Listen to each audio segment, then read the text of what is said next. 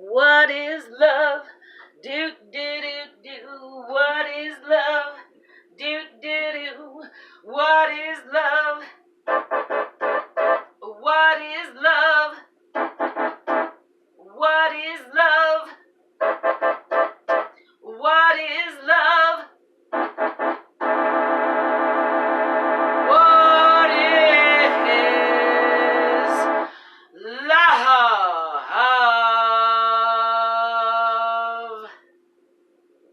Hello, I'm Merlin Malilly.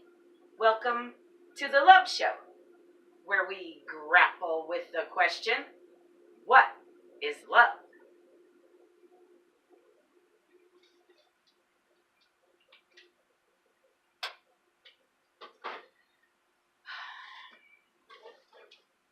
Today's show asks, are lovers love? With Valentine's Day hot on our heels, I thought we would do a nice Valentine's Day episode to celebrate our 1-year anniversary. We've been making love shows and broadcasting them for 1 full year. So that's exciting.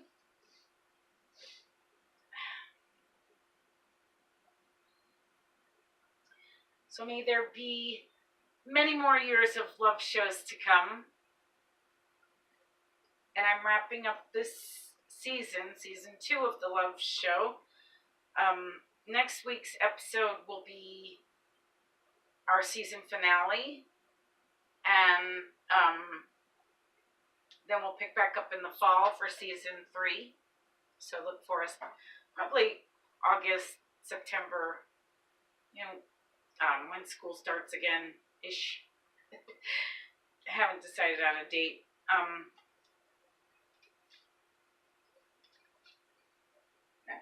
A Wednesday in there somewhere, probably. Though someone did suggest that I change the day. But I like Wednesdays. I don't know. I might not change the day. So today's show is about lovers. But you don't need another to be a lover. Did you know? I have actually had some of my best dates with myself, by myself, doing what I like to do, going where I like to go, not having to compromise with anybody. It was great. I proved in our self-love episode how important it is to love yourself, and that, in fact, in order to love another, one must first love oneself.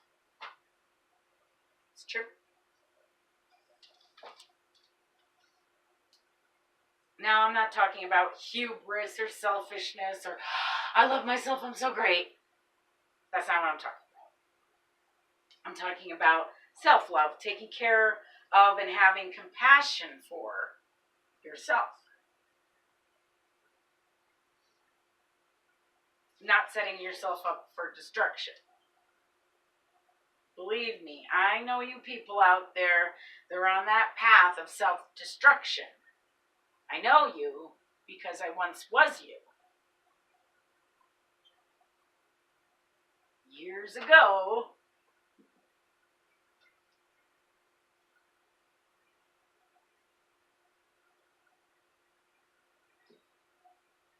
My heart goes out on Valentine's Day to those who don't have a Valentine. Did you know that you can buy yourself a box of chocolates or a rose? And it's okay. People in line at the store don't know it's for you. It could be for him. It could be for your Valentine. Somebody behind you could be jealous that you have a Valentine and they don't. They just don't know your Valentine is you.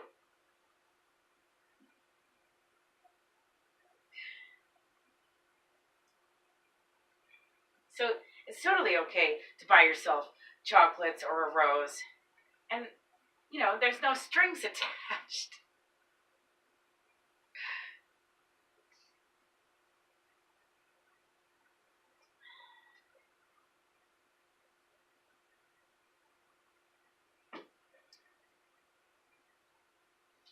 In our Is Love Hormonal episode, we worked hard to prove that love and sex are two very different things.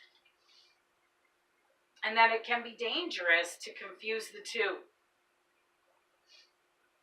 Remember that path to self-destruction I was just talking about?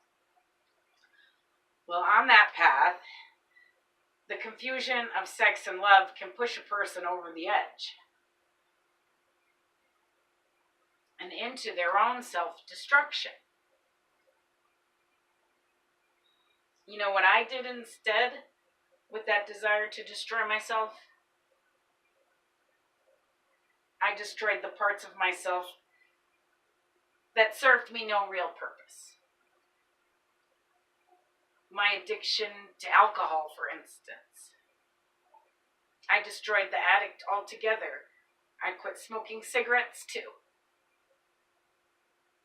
I felt the need to destroy me, but just the parts that were destroying me. Does that make sense? So if you are alone this Valentine's Day, one, know that you are not alone, because I am here and I'm with you. And I love you.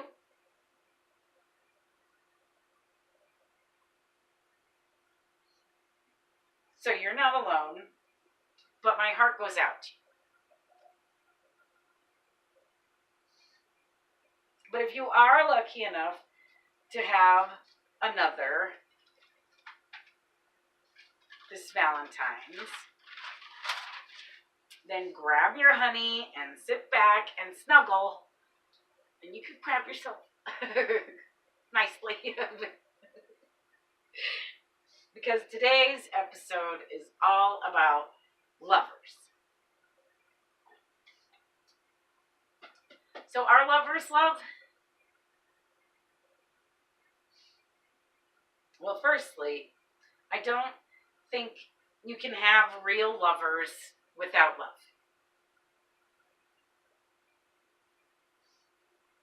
Lovers may choose to have sex, but you're not called sexers. So, here at the Love Show, sex is not love. You're called lovers, not sexers. Because it is love that keeps people together.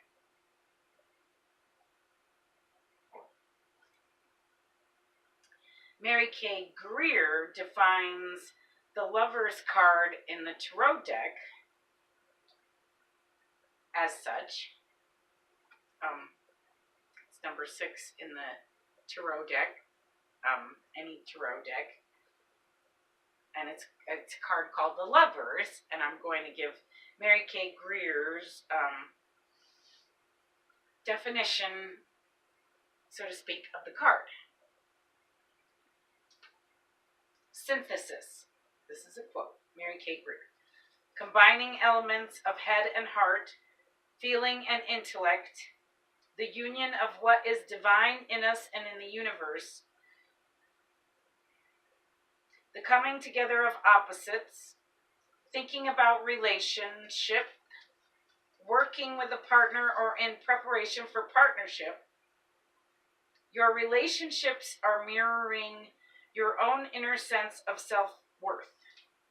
How you feel about yourself can be seen in how your partner relates to you. Wow. Deep.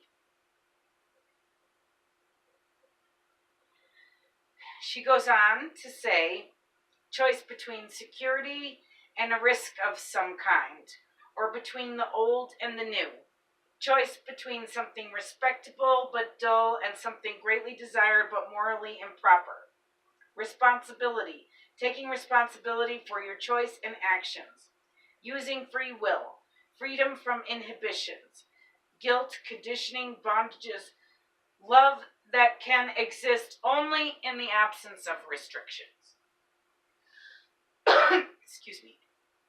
Recognition of duality, balanced decisions, decisions that require your conscious and subconscious minds to be in agreement, involvement in a process of cooperation, recognition of masculine and feminine characteristics of self and others.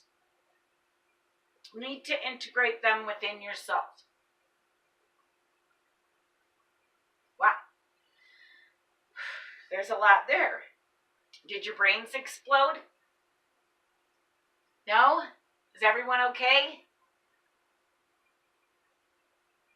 Okay.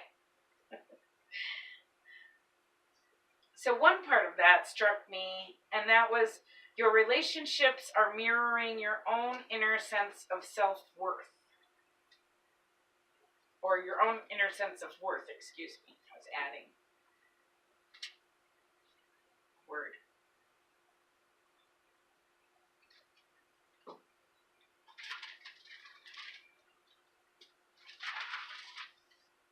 If you are in unhealthy lover relations with someone, this card, the Lovers in the Tarot deck, will show up in your reading inverted or upside down.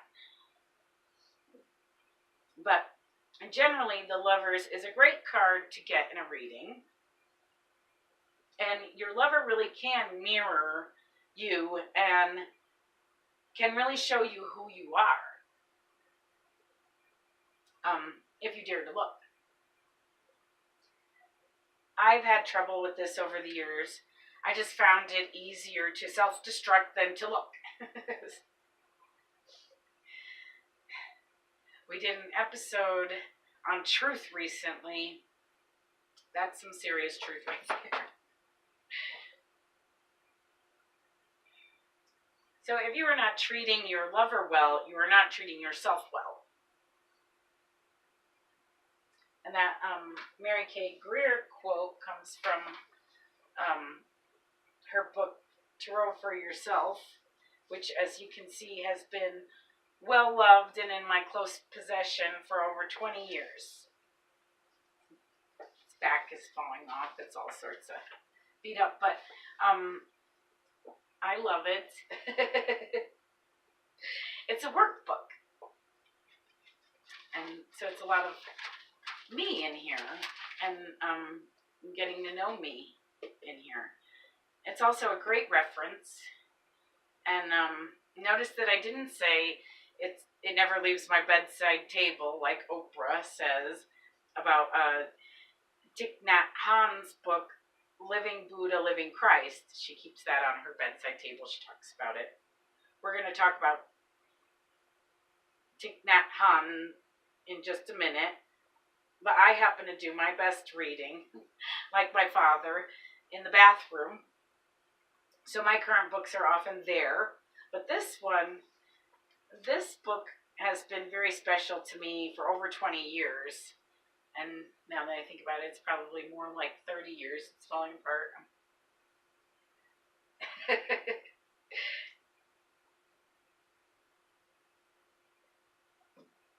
I love it. We've had a long run, and it is usually stowed safely somewhere near my guitar, which I have trouble sleeping without.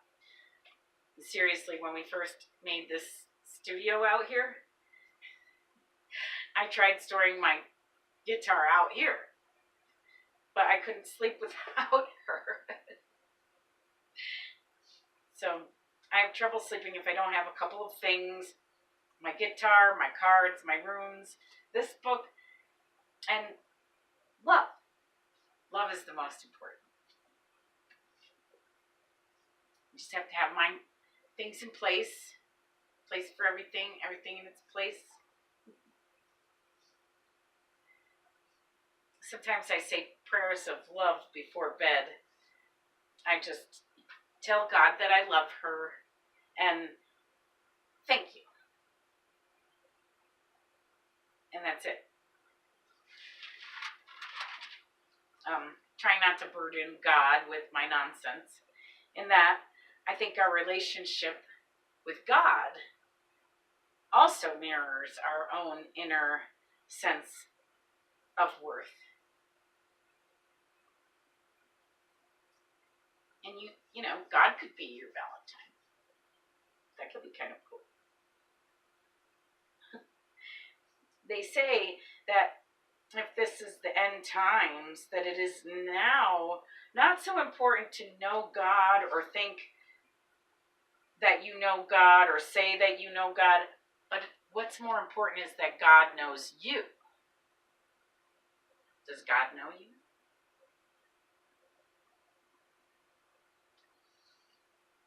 We proved in our episode, Is God Love, that God is indeed love. Does love know you, lovers?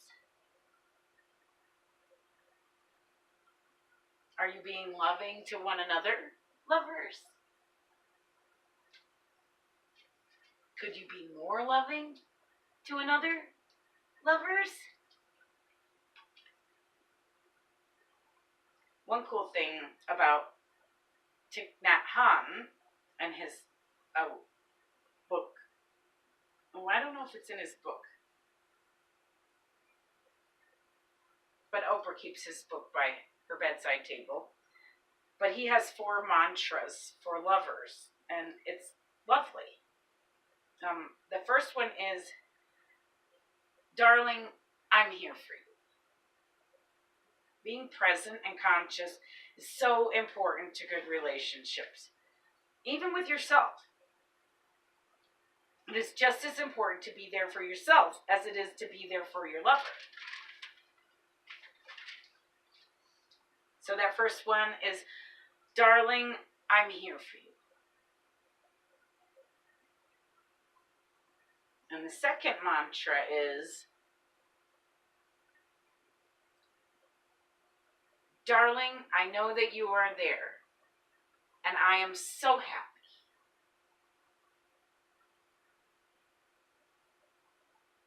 Knowing that your lover is a person and not a belonging is extremely important to love and healthy relationships.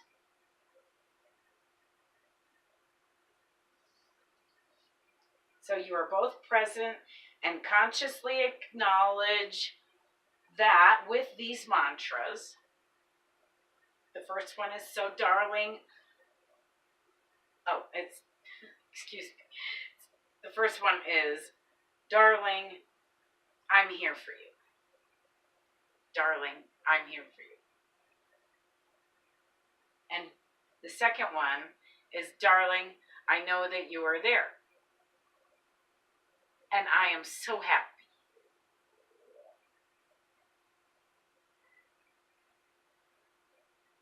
And the third mantra is for when things are not so happy and we are suffering. This mantra is, darling, I know you suffer.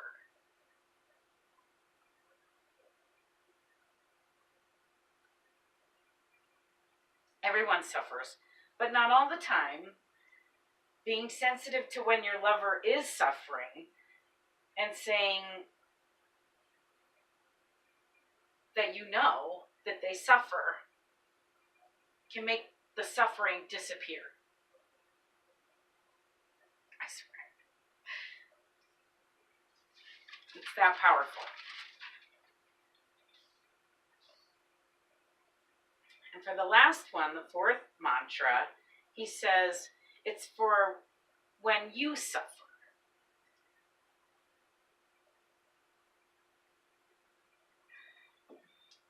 And it's for when you suffer because you feel your lover made you suffer. Those times when you just want to go to your room and suffer by yourself behind closed doors. I'm famous for, I don't want anyone else to have to feel this. Because for some reason when I'm suffering, everyone's an empath. I don't know. It's hard to think clearly when we are suffering, especially when we feel it's because of our lover. It's so deep, right?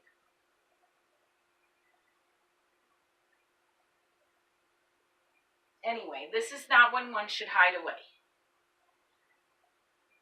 Thich Nhat Hanh says that we should go to our lover and look them in the eyes and tell them, darling, I suffer.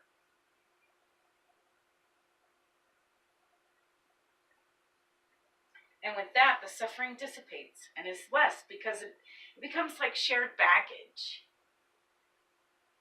so to speak. You know, you're saying, help me with this heavy load, please, darling.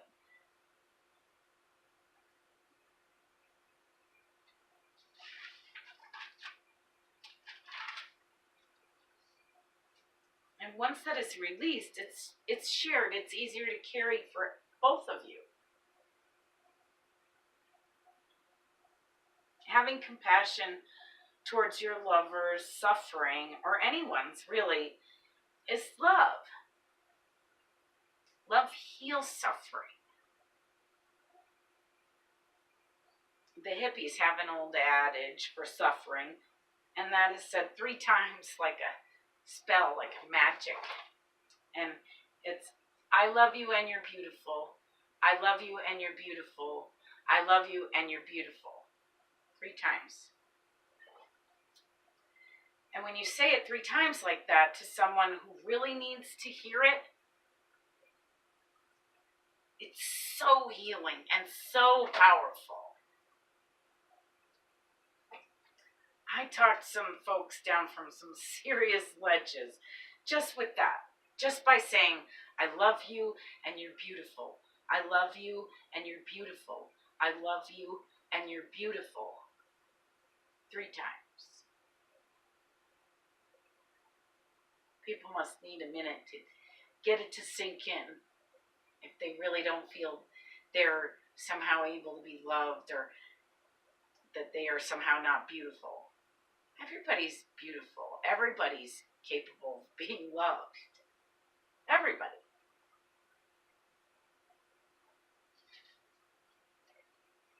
That said, I think lovers are love. I think that lovers love. And I think that lovers should keep loving. Okay, so lovers, darling, I'm here for you.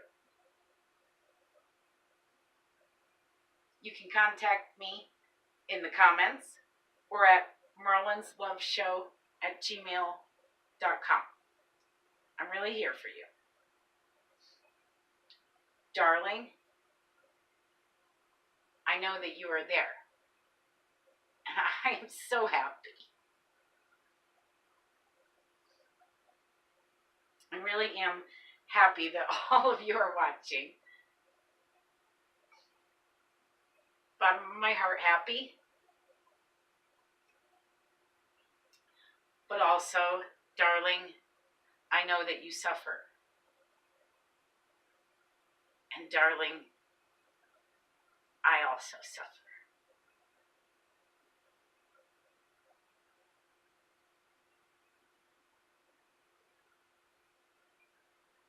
We should all watch more love shows. It eases suffering because love eases suffering. I love you and you're beautiful. I love you and you're beautiful. I love you and you're beautiful.